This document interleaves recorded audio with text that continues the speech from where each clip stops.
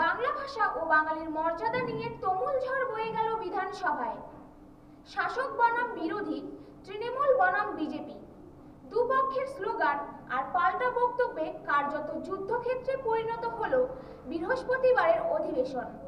মঞ্চে মুখ্যমন্ত্রী মমতা বন্দ্যোপাধ্যায় বক্তব্য শুরু করতে না করতেই বিজেপি বিধায়কদের স্লোগান।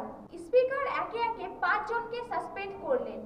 শঙ্কর ঘোষ, অগ্নিমিত্রা পাল, মিহির গোস্বামী, অশোক দিন্দা ও বঙ্কিম ঘোষ। কিন্তু তাতে শান্ত হয়নি পরিস্থিতি, বরং আরো উত্তপ্ত হয়ে ওঠে পরিবেশ। বিজেপি বিধায়ক থেমে থাকেননি। মমতার বক্তৃতার মধ্যে দাঁড়িয়ে চলতে থাকে স্লোগান। অন্যদিকে মুখ্যমন্ত্রী স্পষ্ট জানিয়ে দেন, চিৎকার করে আমাকে থামানো যাবে না।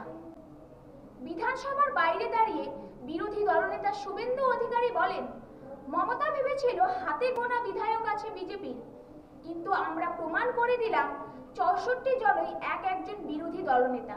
তার দাবি, এমন বিরোধিতা মমতা গত 14 বছরেও দেখেনি। ভেতরে তখন এক অন্য ছবি।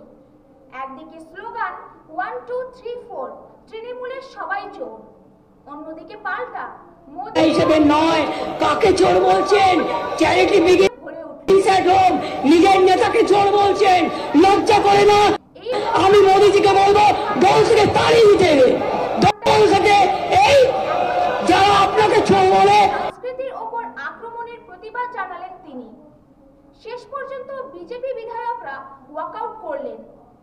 কিন্তু শাসক দলের উদ্যোগে পাশ হলো বাংলা ভাষার ওপর আঘাতের বিরুদ্ধে প্রভাব।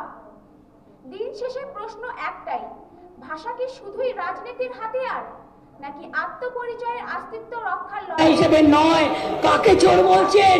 চ্যারিটি বিগিন এট হোম, নিজের নেতাকে চোর বলছেন, লজ্জা করে